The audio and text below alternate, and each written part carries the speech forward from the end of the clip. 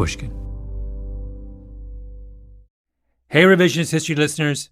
Before we get to our 6-episode series about America's gun problem, I want to remind you that you can binge the entire series early and ad-free right now with a Pushkin Plus subscription. And that same subscription gets you exclusive access so you can binge listen to Happiness Lab, our hit podcast, The Dream, and all 12 episodes of Paul McCartney's new podcast, McCartney, A Life in Lyrics. That's just the September lineup. Sign up now on our Apple Show page or at pushkin.fm/plus. I read footnotes. I always have. Perhaps it seems like good manners to read everything someone else has written for you, like cleaning your plate when you're a kid. Or maybe it's because a footnote is where you put the bit of information that doesn't quite fit the main story, but at the same time is too important to leave out. And to my mind, the thing that is important and doesn't fit is often the most important thing of all. So I read footnotes, and occasionally that leads me somewhere entirely unexpected. Like the footnote at the very end of a paper in the Journal of Criminal Justice entitled Damned Upon Arrival, Volume 23, Number 4, pages 313 to 323, 1995. Lead author, Penelope J. Hankey. Second author, James H. Gundlach. It made me go all the way to a little town in Alabama to have the man who wrote the footnote explain to me 30 years later just what it meant. Could you do me a favor? Can you read the footnote for me? Small print. Yeah.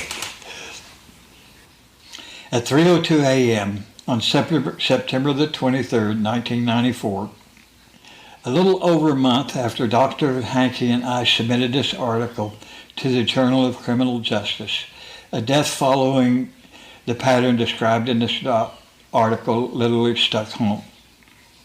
J. Brandon Young III, age 17, was shot in the back with a 12-gauge shotgun and killed in my house in a predominantly black part of rural Macon County, Alabama. My name is Malcolm Gladwell. You're listening to Revisionist History, my podcast about things overlooked and misunderstood. This episode is about the death of Brandon Young.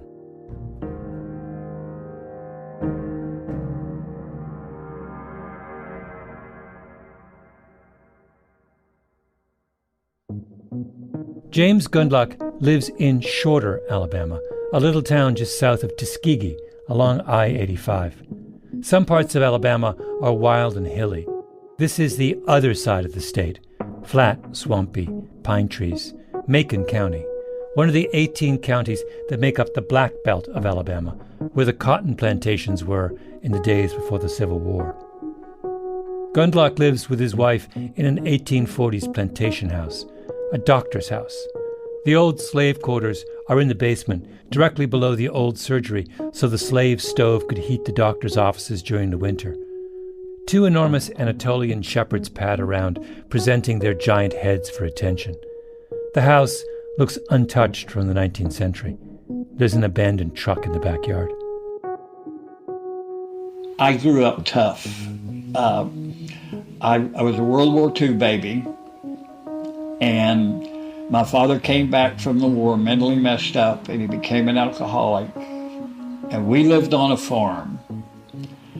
And he would take off on a drinking binge, taking my mother with him, and be gone for days. Gundlach is tall, stooped, wisps of white hair. He moves and talks slowly. That continued on when I was 11. We ran out of food, and I saw this big flock of blackbirds, crows. And so I took the 12-gauge shotgun, and my brother and we went up and snuck up on them. And as soon as they started flying, I went and I got 2 shots off. And as I was talking to my brother, reminiscing about this, he said, "Yeah, and you said your whole shoulder hurt so much you made me go pick up all the dead birds." But we sat there, started the fire, stripped and dressed out the birds, and on a stick roasted them just to be able to have food. He escaped home by enrolling in the Army, went to college, then graduate school, then to Alabama, and taught sociology at Auburn University. One time, he caught a huge cheating ring going on with teachers in his department and football players and blew the whistle. Made the New York Times. In one of the most football-crazed states in the country, he went after football. Today's the 28th day of my 81st year, so I'm on the old side.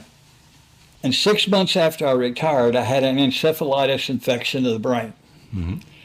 And I survived it when I was 66, which is quite rare. But when I came to from it in the hospital, I had company, but I couldn't think of words to say what I wanted to say. He forced himself to go through the alphabet, A to Z, counting all the words he knew that began with each letter. He came up with 196. My first conclusion was that I was essentially brain dead. I may as well put myself down. Then after I thought of it, I thought, well, the way I measured it meant that I'm not completely brain dead, so I just decided against the suicide. Slowly he recovered, built himself back up. He was working on a new paper when we spoke, an analysis of health insurance status and mortality rates. By the way, you will hear all kinds of strange noises in the background as you listen to Gundlach talking. Let me go turn that thing off. Oh, okay. My wife always leaves it unbalanced, and it makes an awful lot of noise. And if I'm going off on tangents that you're not interested in, let me know. Well, some of what you're talking about now feeds into what I want to speak to. So sure. Why don't we start with the stuff that was interesting me the most, which was, I read that Damned on Arrival paper, and I thought it was absolutely fascinating, and I wanted to kind of talk to you a little bit about that, and that'd be a good place to start. Okay. We talked a little about the paper, and then James Gundlach went off on what seemed like one of his tangents, although, as I found out, it wasn't really a tangent at all. It was about the time, back in the early 1990s, when he got a call from his brother. His brother's daughter had run away. The police called him and asked him why he hadn't canceled the missing child. He said, well, she's not back home. They said, well, she's never missed school. She worked out a system by which she was just staying with friends overnight in sequence and just avoiding going home by living out in the world and still going to school. Gundlach took his niece in. She was about 14. So was his daughter. Now he had 2 teenagers under his roof. She eventually decided that we were such good parents that she found a couple of street boys that had been thrown out of their own homes, and we ended up taking them in. They were living in Montgomery then, and parts of the city were full of gangs, the Bloods, the Crips, the Disciples. Word got out that the Gundlach's house was a place of refuge. One time, we had this big lizard, and the lizard got out, so I was going around looking for it, and I looked under the bed, and there was this boy. And I looked at him, and he said, I guess you want to know why I'm here. And he was just kind of a temporary quasi-street kid. He was sort of staying in our house to be out off the street and stuff without having contact with the adults in the house. I sat in a small chair next to Gundlach's desk as he talked about the kids he took in, boys in gangs, boys living off the street, who stole car radios to stay alive and drank cheap liquor to stay warm at night. What is it about you, do you think, that led you to take in so many of these kids? Well, I think it was rooted in the time that our parents left us alone on the farm, that I could really relate to kids not having parental support and subsistence support and other kinds of things. One of the kids they took in came from a little town called Valley in the northern part of the state, an old textile town. He was 17. He was involved in one of Montgomery's many gangs, but he was looking for a way out. His name was Brandon Young. How long did Brandon live with you? Probably only about 6 months. Yeah. But you got to know him well. Oh, yeah. At first, he was very, reserved and suspicious and other such things. But, as we got to know him and stuff, he opened up and would talk about things. And then James Gundlach started talking again about the paper he wrote with Penelope Hankey, Damned Upon Arrival.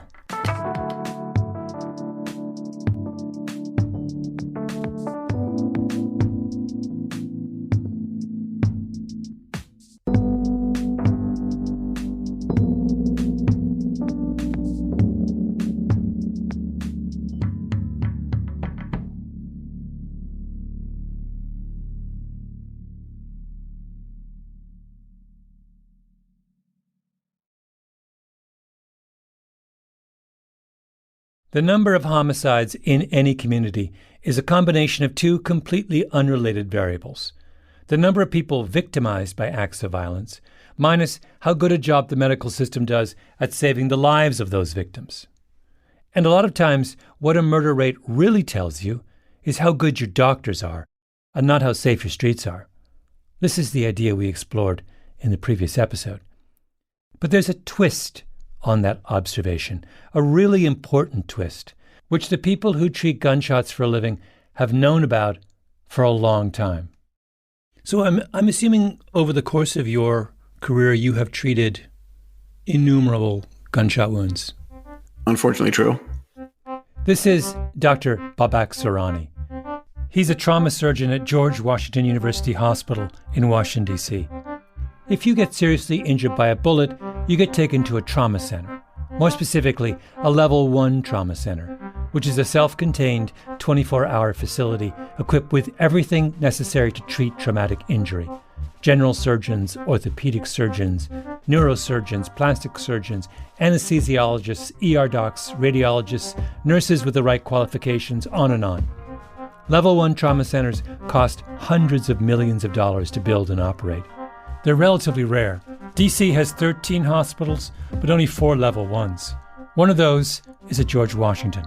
Soorani is the chief trauma surgeon there. Do you know how many, roughly speaking? Oh my goodness. I would think probably by now, the number of gunshot victims I've seen personally, I've been in practice since 2005. I would venture, Mr. Gladwell, 500 plus. Wow. Yeah. And you weren't even there during DC's darkest years. Correct. Yeah. Correct. I wanted to talk to Soorani about time, because trauma surgeons are obsessed with time. There's a phrase common in their world, the golden hour. If you get shot, they really want to have you on the operating table as soon as possible. That's why we pull over for ambulances. Talk a little to me about time. You said EMS tends to get there within 10 minutes, and you tend to get to the trauma center between 20 and 45. What's the difference between 20 and 45? What happens in that extra period of time that would diminish someone's chances of survival? Yeah, I think it depends on where the injury is. If you've been injured in the abdomen and it hits your intestine, honestly, nothing will happen between 20 and 45 minutes. That's plenty of time. But if you're bleeding, specifically speaking, if you're bleeding, then every minute that goes by is, the value of that is plutonium. Like, for example, if you take a bullet to your liver. The liver is a maze of blood vessels. Making the liver, of all things, stop bleeding is exceedingly difficult. Kidney, I can take it out. You have 2 kidneys. Spleen, I can take it out. You don't need a spleen. I cannot take out your liver. That you need a liver to live. Mm-hmm. And so I'm obligated to try to repair it while it just continues to bleed. When we spoke, Soorani had just treated someone who had taken a rifle shot to the liver. The reason he's alive, we'll take some credit at George Washington, but honestly, one of the big reasons he's alive is the paramedics. They completely scooped and ran with this guy. I think their entire scene time was like 10 or 12 minutes, and they just hightailed it to the trauma center. When he showed up on our doorstep, you figure by now it's been 20, 25 minutes at the most from the moment of wounding to arrival to the trauma center. He was probably 5 to 10 minutes away from dying. He was at the extreme end stages of shock. Or what about a bullet to the lungs? A paramedic can actually treat a gunshot wound to the lung. They can temporize that person very nicely. So do that. How do you temporize someone who's had a gunshot wound to the lung? So when you have a gunshot to the lung, assuming it has not hit a blood vessel, assuming you're not bleeding, all you have is a gunshot to the lung, which is, believe it or not, really, really common. The problem is you have air leaking from your lung, and that air is accumulating inside the chest. As that air collects more and more inside the chest because it's leaking out of the lung, it'll create a lot of pressure in the chest, and it'll alter the blood flow to your body. So the paramedic can simply put a needle inside your chest, believe it or not, just like literally insert a needle through your skin into your chest, and it's like popping a balloon. It'll allow that air that's accumulating to decompress, and that's all you have to do. Mm-hmm. That will buy the person then tens of minutes, if not more, to get to the trauma center to allow us to then fix the issue at hand. But that's a paramedic skill. Absent that intervention, that would be a fatal event. Correct. Just to linger on this time question for a moment. So if I have a gunshot wound to the chest and I have exactly happening to me what you just described, how much time do I have without an EMS's intervention? Half an hour? Yeah, probably about half an hour or so. I mean, plus minus. But yes, I would think so.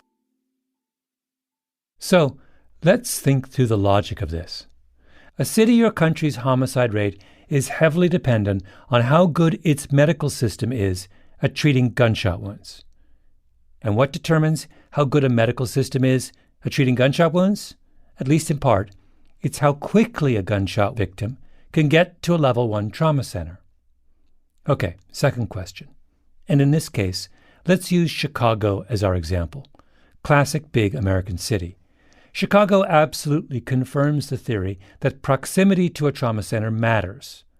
According to a big study done a couple of years ago by the epidemiologist Marie Crandall, if you live more than 5 miles from a level 1 trauma center in Chicago, you had a 35% higher chance of dying from your wounds than if you were shot less than 5 miles from a level 1. So, here's the second question. What determines how quickly you get to a trauma center in Chicago? Is it a random fact? Like whether there's an ambulance nearby when you get shot, or how bad the traffic is that day on the way to the hospital? Or is there a pattern to who lives within 5 miles of a level 1 and who doesn't? A physician at the University of Chicago named Elizabeth Tung set out to answer that question a few years ago. What do you find in Chicago? And so we found that Black majority census tracts were disproportionately in these trauma deserts. A trauma desert, by the way, is what ER docs call places that are a long way from a level 1. That racial disparity was essentially very large, approximately a 7-fold increase on the South Side in Black communities. Wait, so explain the 7-fold. The racial disparity between what and what is 7-fold higher?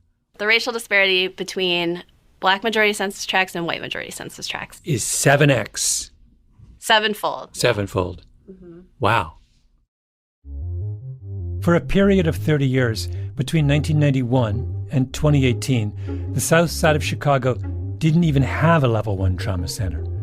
So if you got shot on the South Side, and by the way, the South Side is the area of Chicago where you're most likely to get shot, the ambulance had to take you all the way across the city, uptown to Northwestern or Cook County, or west to Advocate Christ Medical Center, miles away. Now, why did the South Side go so long without a trauma center? Because it makes no sense for any hospital to open one on the South Side. Treating gunshot wounds, serious ones, is incredibly expensive. And the typical gunshot victim in Chicago is a young Black man from a poor neighborhood, and young Black men living in poor neighborhoods in Chicago typically don't have health insurance. Or they're on Medicaid, which reimburses at a fraction of what private insurance does. The euphemism used in the healthcare world is payer mix, which refers to how many of your patients come to you blessed with private coverage. Opening a trauma center in a bad neighborhood messes with your payer mix deeply, which is a paradox, right? The point of a trauma center is to be closest to the places where people are getting shot, But if you put your trauma center close to the places where people get shot, your payer mix will go to hell in a handbasket, and you won't be able to afford to run your trauma center. So you put your trauma center as far away as possible from the people who most need your trauma center. As I said at the very beginning of this series, the way America deals with gun violence is bonkers.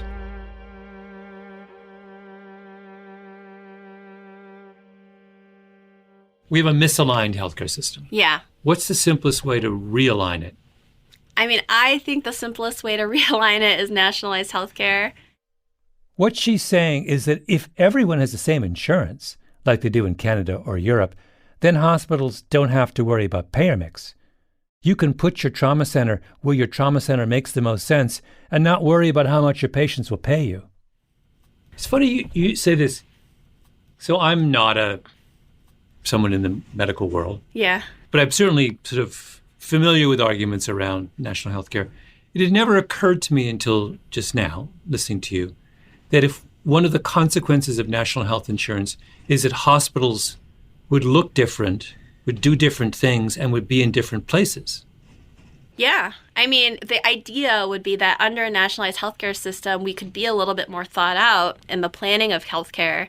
We're essentially taking the market forces out of that, and we're saying, let's plan this the way that it should be planned, and let's incentivize hospitals appropriately to essentially be able to care for their patients at the level of care they need to be cared for. Yeah.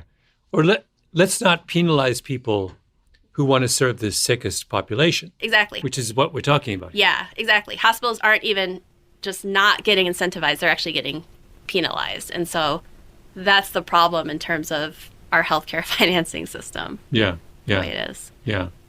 Such a kind of like, it's so weird that you would penalize somebody for essentially for doing the job in the best way, right? The whole reason people go into medicine is to help the sickest people.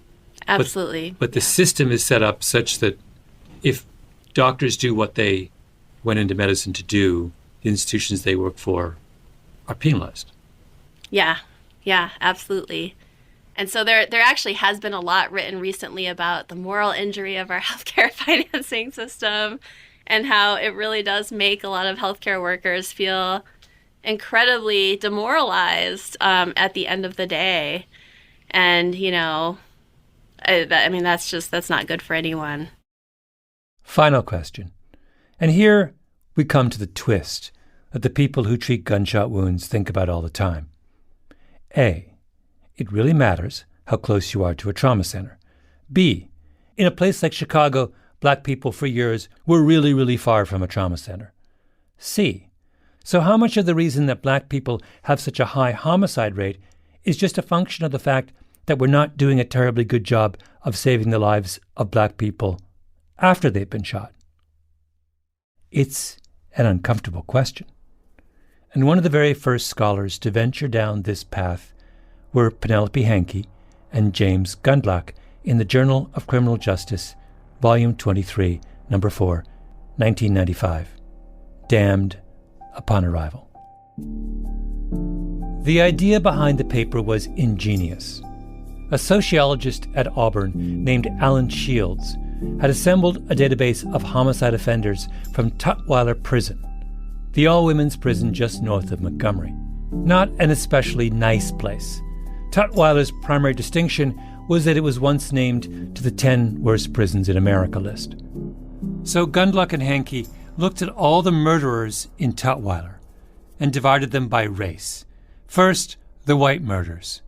There were 47 people victimized by white women who died instantly. No amount of medical attention would have saved them. Headshots, bullet to the heart. And a roughly equal number who were dead on arrival. Those who could, at least theoretically, have lived if they'd gotten medical attention sooner. The ratio of killed instantly to dead on arrival was essentially 1-to-1. Then Gundlach and Hankey looked at the victims of Black murderers. What was their ratio? It wasn't 1-to-1. It was way out of whack. There were many, many more victims who died on the way to the hospital. and also a far higher percentage who died at some point after being admitted. What the study suggested was that a big chunk of the difference in homicide rates between blacks and whites in Alabama had to do with the quality of health care given to their victims, not the violent tendencies of the people who attacked them. Here's the key conclusion. Although this is by no means a definitive study of the issue, the strength of the findings is striking. The Tutwiler prison data suggested that almost 1/4 of the African American female killers might not have been in prison for the killing had their victims received the same transportation and medical care as their Caucasian counterparts. The study covered 468 African American murderers at Tutwiler, so that's 113 people who wouldn't have been convicted for homicide if their victims had received the same medical attention as white people. They'd have been convicted on lesser charges, like aggravated assault. They wouldn't be murderers. And at the very end of the paper, Gundlach and Hankey give us a little hint of what they think was going on in Alabama. One anecdote related by a female inmate at Tutwiler prison is particularly revealing. I'm reading from the final paragraph of the study. Having seriously wounded a male in an argument, she drove him to the doctor's house. At that time, she was advised by the maid that the doctor was having dinner and could not be disturbed. The man died. The assailant and victim were African American. The doctor was Caucasian. Hankey and Gundlach presented an early version of their paper at the American Society of Criminology meeting in Phoenix in the summer of 1993. And while Gundlach was putting the finishing touches on the paper, Brandon Young moved into his house in Montgomery.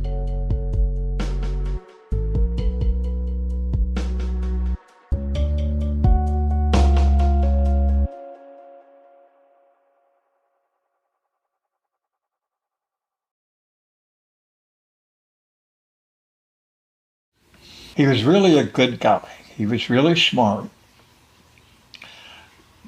barely educated, used a lot of words a bit wrong definition-wise because he was sort of working on building his own vocabulary and that kind of stuff without the direction of teachers and such. He was very likable.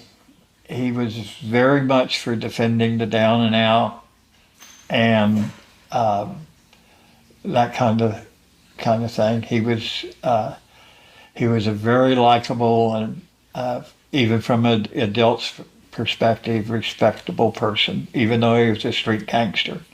How did Brandon make, before he moved in with you, how did he survive on the streets? He never really told us. I don't know whether he was involved with selling drugs or not. If he was doing that, he wouldn't have told me. But he never asked for money.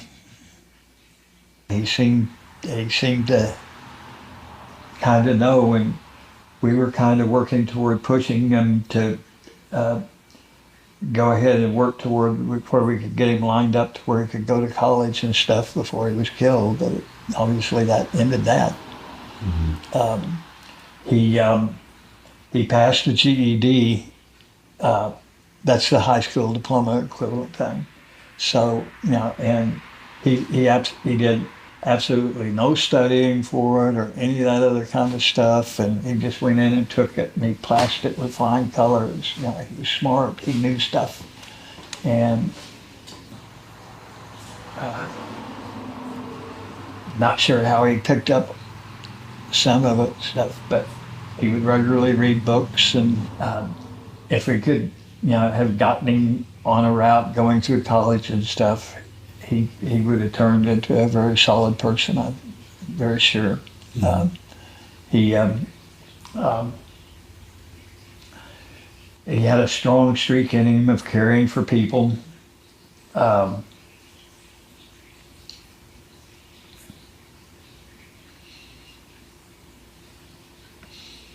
know, I thought about him a lot back then, but I haven't lately. Yeah.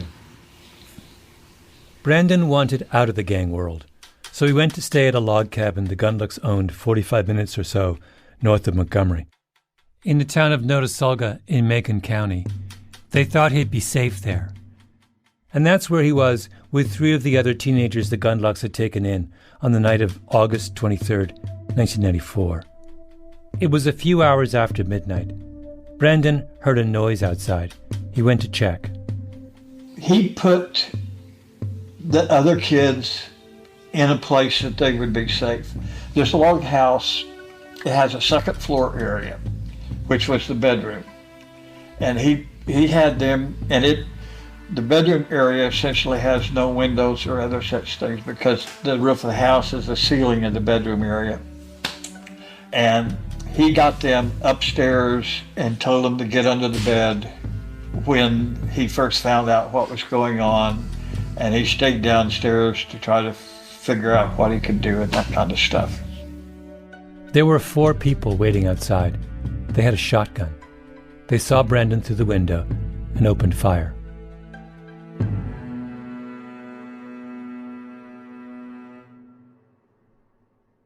I'm reading now from the account of the crime a few days later in the Montgomery Advertiser. Neither Brandon's friends nor the adults who cared for him can give a specific reason for his slaying. They say that some of the suspects used to be his friends, even fellow gang members. Maybe they were angry he was trying to free himself from them to make a better life for himself. His friends looked up to him. We used to say that he was Peter Pan and they were the Lost Boys, said his 15-year-old girlfriend, who asked not to be named for her own safety. Brandon was everybody's hero. He was my hero. Brandon was in love with the words respect and honor. He didn't do drive-bys because he said, if you want to fight, fight like a man. In an interview this week before Thursday's arrest, the 15-year-old girlfriend was guarded when she talked about the night Brandon died. Frail and blue-eyed, her bright red nail polish chipped. She wore a gold chain with a heart-shaped locket and a boy's ring. While everyone else had lunch, she sipped a Coke and smoked cigarettes. We were going to go to Auburn, she said. We were going to get married. So Gundlach goes back and adds a paragraph to their article. Not a change to the main body of the text, because Brandon Young wasn't a female inmate at Tutwiler Prison. So it was a footnote, because a footnote is where you put things that don't quite fit but are still important to the story. Wait, so take me back to that night. So it's in the wee hours of the morning. Mm-hmm. You're in Montgomery, and you get a phone call. Yeah. It was one of the kids in the house. And so you jumped in your car. Jumped in the car, broke the speed limit, got there. I usually break the speed limit, but I broke it more when I was going there. And I got there before the ambulance did. He was coming from Montgomery, over 40 miles away. The ambulance was coming from Tuskegee, 6 miles away. He got there before the ambulance. The ambulance guy shows up, and did you confront him about why it took so long? I wasn't in any mood for confronting or other such things. He just asked the ambulance driver simply, "Where have you been?" And the ambulance driver said, "Most of the calls out here are for blacks. We didn't know Brandon was white." What he was trying to do when he was telling me about this was trying to tell me how to behave as a white guy in Alabama. You let them know when you're asking for services that you're white. Mm-hmm. It's just, the racism just is so deep and pervasive that there's all kinds of subtle, not really, taught the kids, but not really talked about kinds of things. And since I didn't grow up in Alabama, I didn't have that training. Yeah. Yeah. Did you, when he said that, do you remember how you reacted? No. I don't remember. I was just I was just kind of astonished and down and out. And they were still in the process of taking the body away, so it wasn't the kind of thing where there was a lot of time to do things and think about it. But he was just trying to pass on to me the kind of information I should have to survive as a white guy at the benefit of racism in Alabama. Yeah. So he wasn't apologetic or indignant. He was just kind of trying to be helpful. Trying to teach me what I should have known. Yeah. Gundlach called his footnote a dedication to Brandon Young. I wanted to hear him read it. At 3:02 a.m. on September the 23rd, 1994, a little over a month after Dr. Hankey and I submitted this article to the Journal of Criminal Justice, a death following the pattern described in this article literally struck home. J. Brandon Young III, age 17, was shot in the back with a 12-gauge shotgun and killed in my house in a predominantly black part of rural Macon County, Alabama. He bled to death while the ambulance took over 1 hour to make the 6-mile trip from their station to our house. I want to recognize Brandon's good works. Brandon lived on the street for several years, and society did not approve of much of what he did to survive. Despite the street life, Brandon had the strength and the resolve to protect and care for other abused children he met on the streets. This good work has not been recognized. Also, in the early hours of September 23, 1994, 3 killers attempted to kill everyone in our house. As they attacked, Brandon put his life on the line. He was murdered, but his actions saved 3 other young lives.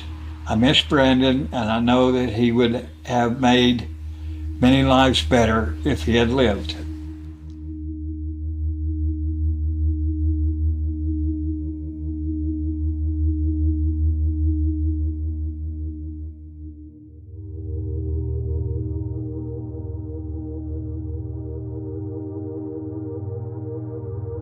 Our Revisionist History Gun series was produced by Jacob Smith, Ben Nadaf Haffrey, Kiara Powell, Tali Emlin, and Lee Mengistu. We were edited by Peter Clowney and Julia Barton, fact-checking by Arthur Gompertz and Cashel Williams. Original scoring by Luis Guerra. Mastering by Flawn Williams. Engineering by Nina Lawrence. I'm Malcolm Gladwell.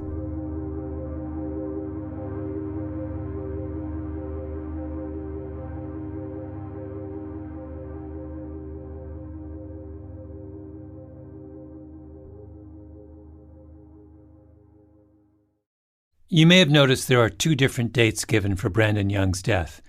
August 23rd, 1994 is the correct date. There was an error in Gundlach's original paper.